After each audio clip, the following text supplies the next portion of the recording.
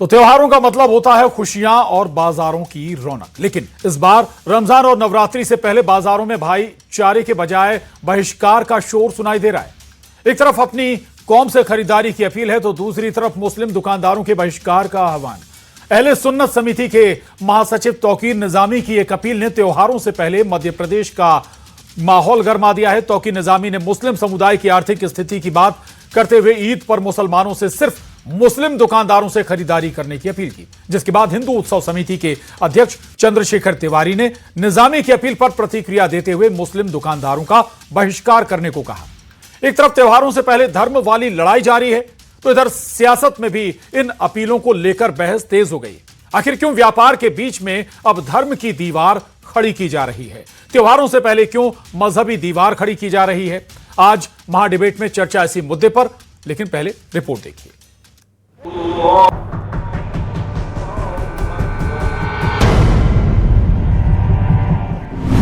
भाईजान की अपील खींची कैसी लगी?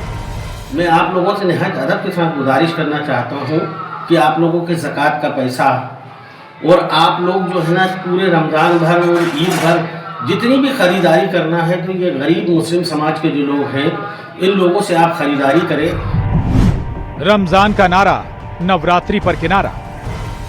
मुस्लिमों से सामान ना खरीदेंगे। जब हमने दीपावली और रक्षाबंधन पर यह मांग करी थी कि अपनों से व्यवहार, अपनों से व्यापार और अपनों से त्यौहार करें, तब इनके पेट में दर्द उठ रहा था। पहले ये फतवे जारी करते थे, पंपलेट बांटते थे।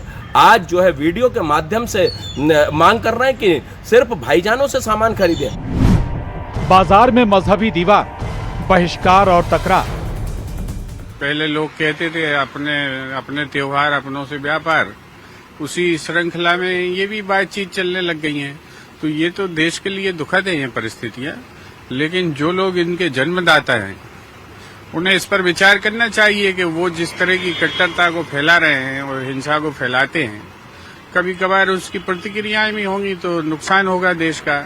केंद्र और राज्य सरकार की गरीब कल्याण की किसी भी नीति में कभी कोई भेदभाव धर्म या जाति के आधार पर नहीं होता है। यहाँ तक कि सरकार द्वारा सभी धर्मों को समान रूप से सुरक्षा और त्योहार मनाने की आजादी दी जाती है। ऐसे में इस तरह के लोग समाज में जहर घोल रहे हैं। इस तरह के लोगों का समाज में बहिष्कार होना चाहिए और मुस्लिम समाज को ही आगे आकर ऐसे लोगों के खिलाफ अपनी बात रखना चाहिए। त्योहार, बहिष्कार और तकरार। भारत में त्योहार का मतलब होता है मिलजुल कर खुशियां बांटना और बाजारों की रौनक। लेकिन इस बार रमजान और नवरात्रि से पहले बाजारों में रौनक कम और बहिष्कार का शोर ज्यादा सुनाई दे रहा है। इंदौर से शुरू हुई एक अपील ने अब एक बड़ी मजहबी जंग का रूप ले लिया है। अहले सुन्नत समिति के महासचिव तौकीर निजामी ने मुस्लिम समुदाय से एक खास अपील की है। निजामी का कहना है कि कौम की आर्थिक हालत सुधारने के लिए रमजान की खरीदारी सिर्फ अपने ही समाज के दुकानदारों से की जाए। निजामी की इस अपील के बाद हिंदू उत्सव समिति के अध्यक्ष चंद्रशेखर तिवारी ने तीखा हमला किया और इसे सीधे तौर पर भाईचारे पर प्रहार बताया है। तिवारी का कहना है कि जब हिंदू ऐसी बात करते हैं तो विरोध होता है, लेकिन अब उनकी असली नीयत सामने आ गई है। उन्होंने भी हिंदुओं से नवरात्रि पर मुस्लिम दुकानदारों के बहिष्कार की अपील कर दी है, जिसके बाद इसको लेकर अब सियासत भी तेज हो गई है। कांग्रेस और बीजेपी की एंट्री भी अब इस मजहबी अपील में हो गई है, जिसके बाद सवाल ये, क्या इस तरह की मजहबी अपील करके ये लोग देश का माहौल बिगाड़ने की कोशिश कर रहे हैं या फिर ऐसी अपील के पीछे कोई और साजिश है? आज मध्य प्रदेश की महाडिबेट इसी मुद्दे पर।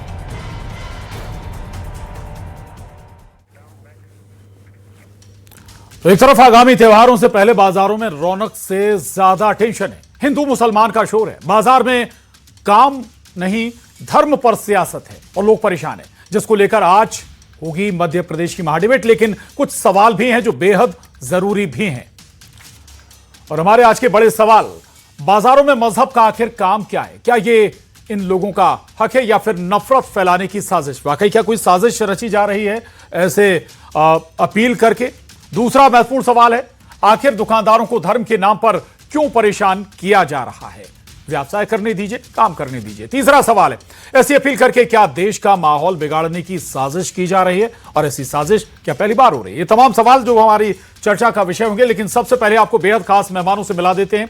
योगेश गुप्ता जी प्रवक्ता BJP, Tannu Poddar ji Indian youth Congress spokes person है, इमरान खोखर जी मुस्लिम स्कॉलर हैं, महंत अनिलानंद जी हिंदू धर्मगुरु हैं, निरंजन पोद्दार जी राजनीतिक विश्लेषक हमारे साथ इस चर्चा में मौजूद हैं। आप सभी का बहुत स्वागत है इस चर्चा में, महाडिबेट में। लेकिन सवाल यही है कि आखिर धर्म की दीवार क्यों खड़ी की जा रही है, क्यों मजहबी दीवार बनाकर, और केवल एक तरफ से नहीं हो रहा, पहले भी होता आया है, चाहे महाकुंभ हो तब भी इस तरह की कई तरह की अपीलें की गई। तो सवाल पहला इमरान खोखर साहब से होगा मेरा। इमरान खोखर साहब, जो महाकुंभ में हुआ था, अपील हुई थी, वो भी ठीक नहीं था। जब ये कहा गया था कि मुस्लिमों को दुकान ही ना लगाने दे महाकुंभ में, ऐसी अपीलें कई बार हुई हैं धार्मिक स्थलों को लेकर। लेकिन जो आज हुआ है, क्या ये ठीक है खोखर साहब? देखिए प्रशांत जी, सभी सम्मानित पैनलिस्टों का आदाब अर्ज है। हाँ। इस तरह का वक्तव्य, जो ये नफरती वक्तव्य दिया गया है, नफरती वक्तव्य की शुरुआत इस देश के अंदर सबसे पहले ओपनली प्रमेश वर्मा द्वारा दिल्ली के एक मेले में की गई थी कि हमें मुस्लिमों का आर्थिक बहिष्कार करना चाहिए। वो अपील का असर ये हुआ कि कहीं पर, जहां पर हिंदू समाज के मेलों के अंदर छोटे छोटे दुकानदार जो रेड़ी पटरी लगाया करते थे, खिलौने बेचा करते थे, चूड़ी कंगन बेचा करते थे, छोटे मोटी चीजें बेचा करते थे, उनको मेलों में से निकाला गया। उसके बाद बड़े बड़े पोस्टर लगे गए, ओपनली ये कहा गया कि अपनों से व्यापार, अपनों से व्यवहार। उसके बाद सबसे बड़ी बात कि जनप्रतिनिधि इसमें कूद आए। एकलव्य गौड़ ने इंदौर के अंदर स्पष्ट था सबके बीच ये कहा कि मुस्लिम जो नौजवान यहाँ काम कर रहे हैं, इनको यहाँ से निकाल दीजिए। देखिए, ये सभी तमाम तरह के लोगों को हमें एक फ्रेम में लाकर बिठाना चाहिए कि ये सब वो लोग नफरती गैंग के लोग हैं, चाहे वो सभी धर्म के लोग इसमें शामिल हैं। अभी तक ये जो अपील अभी की गई है तौकीर साहब की जानिब से, ऐसी अपील आज तक मुसलमानों की जानिब से पहली बार की गई है। और मैं मुसलमानों की जानिब से की गई इस तरह की अपील की पुरजोर निंदा करता हूं और विरोध करता हूं कि ये जो त्योहार है, क्या आपके कहने से लोग अपनी राय बदल देंगे? मैं आज अपने घर के ईद का सामान जिस किराने की दुकान पर देके आया हूं वो हिंदू है, अब क्या मैं इनके कहने पे वहां से सामान दूसरे मुसलमान की दुकान से ले लूंगा? देखिए, ये सारी नौटंकियां राजनीति चमकाने के लिए, सस्ती टीआरपी के लिए, वायरल होने के लिए और अपने आप को खबरों में बनाए रखने के लिए तमाम तर नेता प्रवेश वर्मा, एकलव्य गौड़ या तिवारी साहब या तोकीर निजामी साहब, ये तमाम तर एक ही थाली के चट्टे बट्टे हैं। मैं उनसे तोकीर रजा साहब की इस बात से असहमत हूं और निंदा करता हूं। ठीक है, महंत अनिलानंद जी, ये शुरुआत जैसा कि खोखर साहब कह भी रहे हैं कि प्रवेश गुप्ता नाम ले रहे हैं वो, जिनकी तरफ से हुआ था, और ऐसा हमने कई बार देखा, अपील हुई है, चाहे वो महाकुंभ हो या कई और जगह। भाई ऐसी क्यों धर्म की दीवार खड़ी करना? सबको काम करने दीजिए, सबको व्यापार करने दीजिए, वो भी आकर हिंदुओं की दुकान पर खरीदते हैं, चाहे किराना हो या दूसरी चीजें, हम भी जा सकते हैं, कोई आपत्ति है? बिल्कुल, जो खोखर साहब कह रहे हैं इसमें कोई दो राय नहीं है। हाँ। कि अगर इस प्रकार की बातें हुई हैं, लेकिन मैं आपको एक चीज याद दिलाऊं कि जब इस प्रकार की बातें हुई थी, जब धर्म की बात आती है, जब धार्मिक कार्यक्रम होते हैं, जब ही हमारी तरफ से इस प्रकार की बातें आती हैं, कुछ सामाजिक उसमें नहीं आती। कि जहां पूजन पाठ का विषय आता है कि पूजा की सामग्री को बेचना है, पूजा की सामग्री को खरीदना है, प्रसाद बेचना है, उस पर बात कही गई थी। ये सार्वजनिक रूप से इस प्रकार से किसी ने भी नहीं कहा हो, और कहा है तो वो वीडियो जारी करे कि दिखाएं कि भैया हिंदू समाज की तरफ से कहा। भाई, जब नवरात्रि आती है और तोकीर निजामी भी तो अभी ईद पर ही कह रहे हैं ना, वो ईद भी तो उनके लिए धार्मिक सबसे बड़ा त्योहार है ना मुस्लिमों का, वो भी तो केवल धार्मिक त्योहार पर ही अपील कर रहे हैं। जो ईद हाँ, बिल्कुल सही बात है, वो धार्मिक त्योहार पर अपील तो कर रहे हैं। हाँ। लेकिन उनके धार्मिक त्योहार पे उस प्रकार की पूजन पाठ की कोई चीजें बिकती भी नहीं और खरीदी भी नहीं जाती, वो तो हमारे यहीं बिकती भी है और खरीदी भी जाती हैं। तो इसलिए ये तो सार्वजनिक रूप से बहिष्कार करने वाली बात है। हमने ये थोड़ी कहा था कि भाई आप मुसलमान की दुकान से लोहा मत खरीदो, मुसलमान से आप गाड़ी मत बनवाओ, मुसलमान से राशन मत खरीदो, ये नहीं कहा था। ये कहा था वो तो संभव हो भी नहीं पाता, ऐसा संभव है भी नहीं कि जी, ऐसा संभव है भी नहीं कि भाई एक दूसरे से कुछ भी आप व्यापार ना करें, ये तो असंभव हो जाएगा। भाई बहुत सारे लोग अलग अलग व्यापारों से जुड़े हुए हैं। ठीक है, मैं लौटूंगा आपके पास, लेकिन यहां पर निरंजन पोद्दार जी, एक बात जो निकल कर आई है, खोखर साहब कह रहे हैं कि ये विशुद्ध तौर पर अपनी राजनीति चमकाने का जरिया है, चाहे वो फिर तौकीर निजामी साहब हो या फिर चंद्रशेखर तिवारी या और ऐसे दो कैरेक्टर जो अलग अलग कैरेक्टर हैं। पोद्दार जी देखिए, हाँ प्रशांत जी, भले ही किसी की राजनीति चमकाने का तरीका हो, जरिया हो, लेकिन इससे समाज के अंदर क्या संदेश जाता है और इससे समाज के अंदर कितना जहर और कितना विघटन उत्पन्न होता है, पहले उसकी भी कल्पना कीजिए। और आज जिस तरीके से मान लीजिए एक घोषणा की गई, और अभी मैं पूर्व वक्ता एक मुस्लिम स्कॉलर जो आपने बिठा रखे उनकी भी बात सुन रहा था। भाई मुझे एक चीज बताइए कि अगर कहीं पे आग लगी हो तो क्या उस आग को पेट्रोल से बुझाया जा सकता है?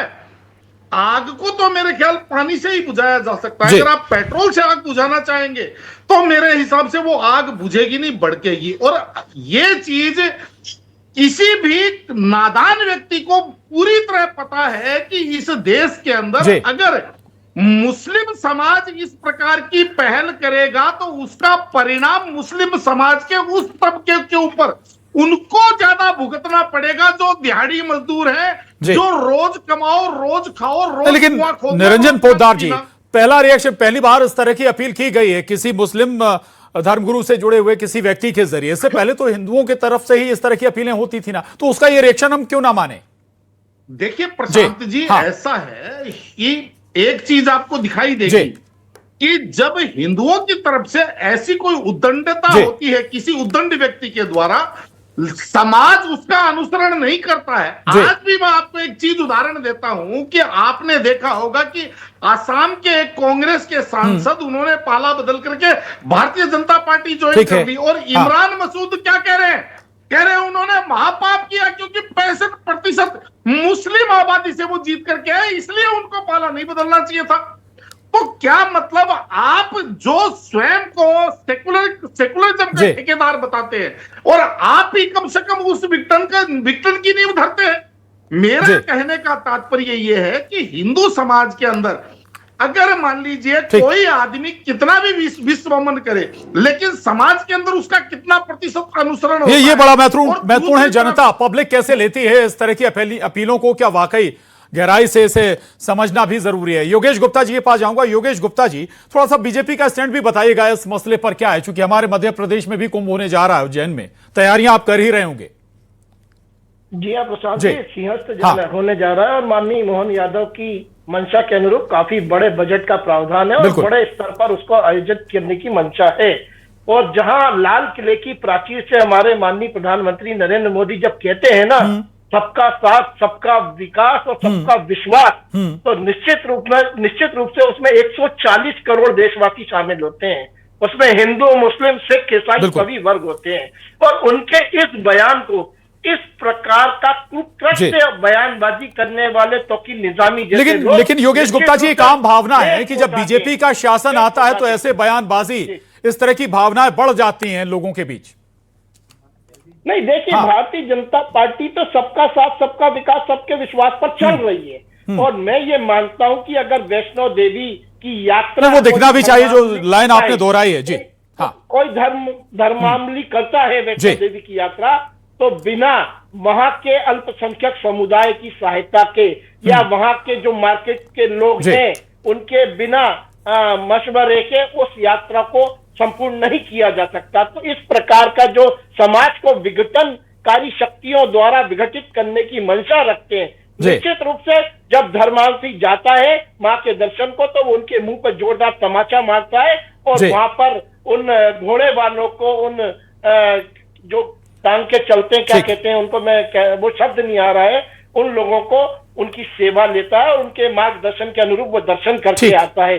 तो निश्चित रूप से ये समाज हमारा बहुत विशाल है और इसमें हिंदू धर्म हो या अल्पसंख्यक वर्ग का भी जो प्रबुद्ध वर्ग है वो इस प्रकार की कुत्सित बयानबाजी से इत्तेफाक नहीं। ठीक है योगेश जी, मैं आ रहा हूं आपके पास दोबारा। तनु पोद्दार जी भी हैं, उनको भी चर्चा में शामिल कर लेते हैं। तनु पोद्दार जी, ऐसे लोगों को फिर आइडेंटिफाई करिए। अगर योगेश जी भी कह रहे हैं कि भाई ये जनता और ऐसा कुछ है नहीं, तो फिर ऐसे लोगों को आइडेंटिफाई करिए, उन पर एक्शन की भी तैयारी करिए। जिम्मेदारी क्या शासन की नहीं बनती है फिर? तनु जी। देखिए प्रशांत जी, आपको, आपके दर्शकों को नमस्कार। सबको नवरात्रि की, रमजान की, ईद की शुभकामनाएं। मैं कहना चाहती हूँ कि देखिए, बांट दिया इस धरती को, चांद सितारों का क्या होगा, नदियों के भी कुछ नाम रखे, बहती धारों का क्या होगा। शिव की गंगा भी पानी है, आबे जमजम भी पानी है, मुल्ला भी पिए, पंडित भी पिए, पानी का मजहब क्या होगा।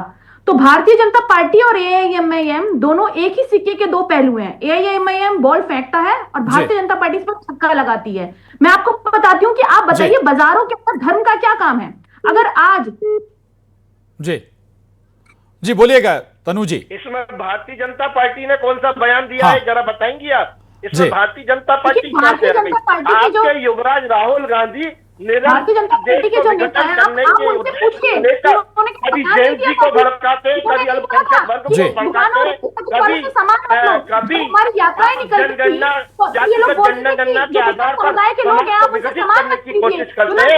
तो आपकी इस दुर्भावना को निश्चित रूप से देशवासी पहचानते हैं। और कांग्रेस के ये जो कुत्सित प्रयास है, जो तुष्टीकरण की राजनीति है, जो तुष्टीकरण का कार्ड आप लोग 2080 का खेलते हैं। मुझे लगता है कि कांग्रेस और बीजेपी दोनों को अपने अपने नेताओं के बयान याद करने चाहिए। कांग्रेस भी अपने नेताओं के बयान याद कर सकती है, बीजेपी भी।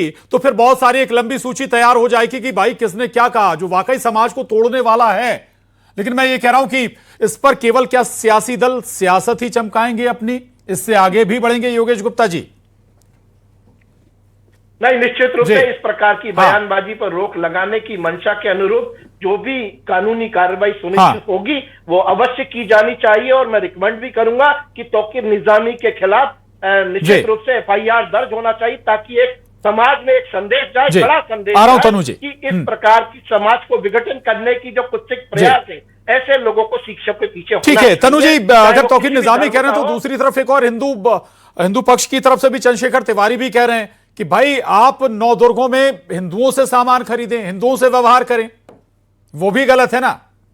देखिए आज देश में ऐसा माहौल क्यों बन रहा है, क्यों लोग अपने खेमे में बट रहे हैं? क्योंकि भारतीय जनता पार्टी ने अपने कार्यकाल में नफरत का बीज इतना बो दिया है कि इनकी तरफ से शुरुआत हुई और आज ताकिर निजामी ने जो बयान दिया, मैं लेकिन मैं आपसे कहना चाहती हूँ कि जो ताकिर निजामी है उन्होंने एक बयान और दिया था। उन्होंने कहा था कि देश में 3 तरीके के मुसलमान हैं। पहले जो जूता चाटने वाले हैं वो कांग्रेस में है, दूसरे जो जूता खाने वाले हैं वो बीजेपी में है, और जूता मारने वाले जो है वो AIMIM में है। तो ऐसे नेताओं के बयानों का हम समर्थन नहीं करते। और AIMIM हो चाहे हिंदू संगठन हो, जिन्होंने बार बार ये कहा कि रेडी पटरी वालों को पहचानो, ये भारतीय जनता पार्टी वाले बार बार बोलते हैं कि अगर ये एक विशेष समुदाय के हैं तो आप इनसे जूस मत पियो, अगर एक समुदाय के आप इससे पूजा की सामग्री मत खरीदो।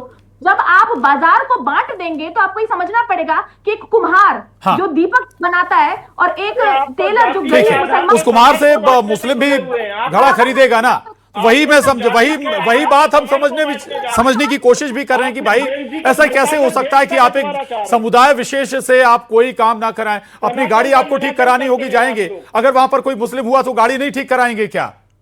ऐसे बहुत सारे सवाल। मैं फिर आ रहा हूं इमरान खोखर साहब के पास। इमरान खोखर साहब, अगर तौकीर निजामी जैसे लोग अगर या उन्होंने ये बयान दिया तो फिर उसको डिनाई करने वाले कुछ लोग सामने क्यों नहीं आए? धर्म से आना चाहिए ना फिर कुछ और लोगों को भी। देखिए प्रशांत जी, मैं पहले हमारे योगेश भाई की बात का जवाब देता हूं। आपने कहा कि भारतीय जनता पार्टी के किसी नेता द्वारा कभी नहीं कहा गया। मैंने जो बात कही, प्रवेश वर्मा दिल्ली के सांसद के द्वारा सबसे पहले मुस्लिमों के आर्थिक बहिष्कार की बात की गई। एकलव्य गौड़ जो कि भारतीय जनता पार्टी के कद्दावर नेता, जिनकी परिवार बड़ा राजनीतिक कद रखता है, उनके द्वारा मुस्लिमों को इंदौर से हटाया गया। अब मेरा तो ये कहना है सर कि चाहे जो व्यक्ति हमारे दो समुदायों के बीच के अंदर विभाजन पैदा करना चाहे, नफरत फैलाना चाहे, दूरियां बढ़ाना चाहे, ऐसे व्यक्तियों के खिलाफ सख्त से सख्त कार्रवाई होती। अगर एकलव्य गौड़ पे FIR होती तो तौकीर निजामी की हिम्मत नहीं होती इस तरह का वक्तव्य देने के लिए। तौकीर निजामी पे FIR होती तो चंद्रशेखर तिवारी की हिम्मत नहीं होती ऐसा वक्तव्य देने के लिए। हुआ क्या है कि देश का शीर्ष नेतृत्व जब शमशान कब्रिस्तान करेगा, दिवाली अली करेगा, 2080 करेगा, इस तरह की मानसिकता जब शीर्ष नेतृत्व से आती है तो ग्रास रूट लेवल तक वो मानसिकता जाती है और देश का भाईचारा कमजोर होता है हमारा, जो कि हमारे देश के संविधान के लिए और देश के भाईचारे के लिए ठीक नहीं है। ठीक है योगेश गुप्ता जी, इस पर जवाब दीजिए, फिर मैं अनिलानंद जी के पास जाऊंगा। योगेश जी प्लीज। बड़ी सम्मान के साथ मैं इमरान खोखर साहब से ये पूछना चाहता हूं, क्या प्रधानमंत्री आवास योजना में शाहरुख सलमान को घर नहीं मिल रहा है? क्या उज्ज्वला गैस योजना में शाहाना और शबनम को उसका फायदा नहीं मिल रहा? वो तो योगेश गुप्ता जी, हर योजना का फायदा मिलना देश के एक एक नागरिक का अधिकार है, उससे आगे बढ़िए ना। कहने का तात्पर्य है कि जब इन्होंने हमारे मुखिया पर सवाल उठाया और मुखिया हमारा लाल किले की प्राचीर से खड़ा होकर कहता है सबका साथ, सबका विकास और सबका विश्वास, उसमें 140 करोड़ देशवासियों में क्या मुस्लिम शामिल नहीं है? ठीक है खोखर साहब जी प्लीज जल्दी। हाँ की मुख्य धारा आ रहा हूं तनु जी आपके पास भी जी। शमशान कब्रिस्तान भी देश के मुखिया द्वारा ही कहा गया था, 80-20 भी प्रदेश के मुखिया द्वारा ही कहा गया था।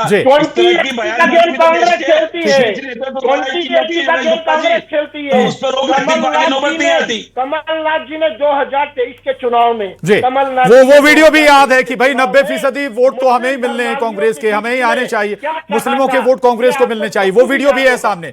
तनु जी आप कुछ कहना चाह रही थी इस पर?